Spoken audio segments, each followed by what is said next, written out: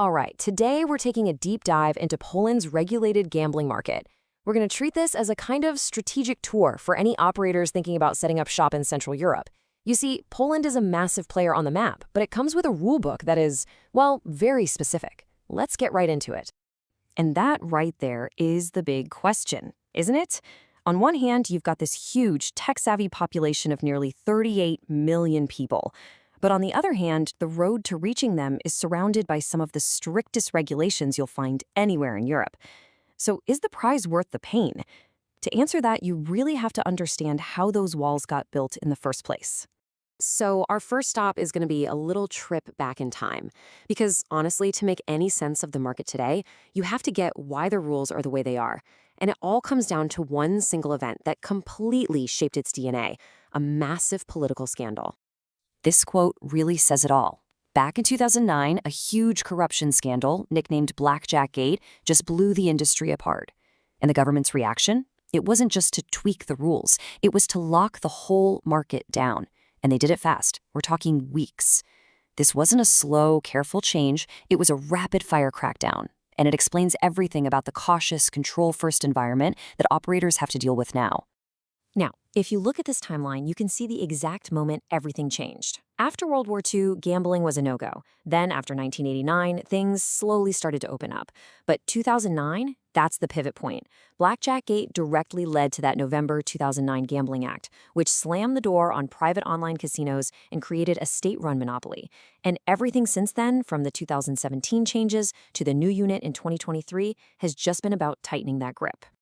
Okay, so with that history lesson in our back pocket, let's move on.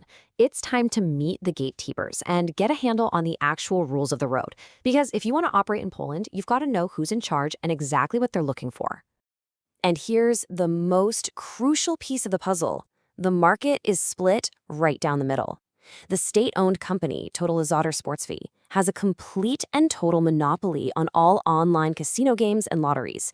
That part of the playground is closed, period. The one door that is open for private companies with a Polish license, online sports betting. That's the main battleground. That's where the opportunity is. So these are the folks you'll be dealing with. Think of the Ministry of Finance as the main boss. Everything flows through them. Then you've got KAS, which is kind of like their enforcement squad, managing that blacklist of illegal sites. UOKK is the consumer watchdog, making sure your ads are fair. And then GIF handles all the strict anti-money laundering rules. It's a very tight, very centralized system. Now on the technical side, these rules are absolutely non-negotiable. You have to use a .pl domain.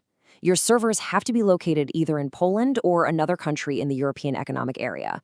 And here's a big one. You have to archive everything, all data, in real time, and the government needs to be able to access it for 5 years. That level of transparency isn't just a suggestion, it's the price of admission. Okay, we've covered the history and we've covered the rules. Now for the part of our tour that every operator zooms in on, the money. Let's talk about the serious financial hurdles you have to clear just to get a seat at the table in Poland. This number, 12%. This is probably the single most important and most challenging factor for any operator looking at Poland. It's the gambling tax. But it's not the number itself that's the issue, it's what they apply it to. And this is the catch. This is the detail that changes everything. This is not a 12% tax on your profits, your gross gaming revenue.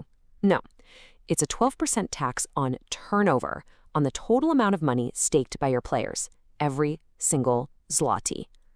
This model puts an incredible squeeze on your margins and makes Poland one of the toughest tax environments in Europe. You have to be incredibly sharp to make a profit. As if the turnover tax wasn't enough, there's also this. A financial security deposit of 480,000 Polish zloty. This is another big upfront cost you have to pay just to get your online betting license. It's basically a guarantee to the government that you can cover any potential tax debts. So how do you actually get it done?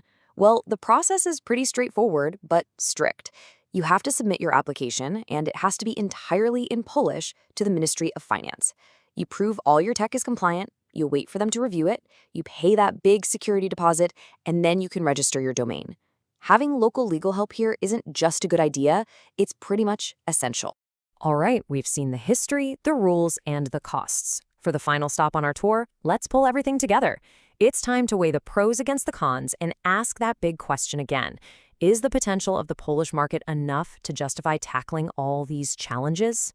So here it is, all laid out. The advantages are clear. A huge, hungry market for sports betting, not a lot of licensed competition, and a stable, predictable legal system. But the disadvantages are just as stark. That brutal 12% turnover tax, no way into the lucrative online casino market, and a mountain of compliance work. This is the trade-off, plain and simple. Now, this chart is fascinating. It gives you a real snapshot of where the money is moving. The state monopoly, Totalizator Sportowy, accounts for about 30% of the online turnover. But look at that other number. A massive 70% is happening somewhere else, a lot of it in a gray market that a licensed sportsbook is perfectly positioned to capture. So yes, the cost of entry is high, but the prize is definitely substantial. And that really is the bottom line. You can't just copy-paste a business model and expect it to work in Poland. You have to build your entire operation around its unique, demanding rules. Success means figuring out how to be profitable within this system, managing that high tax and heavy compliance, all without wrecking the player experience. It demands a really smart, tailored approach. So we'll end with a look over the horizon. The sports betting market is a tough but clear path. But the real game changer, the billion-dollar question, is about the online casino market. There's more and more pressure to liberalize it, to open it up to private companies. If and when that finally happens, Poland could transform almost overnight from a tough nut to crack into one of the hottest markets in all of Europe. The question isn't really if, but when.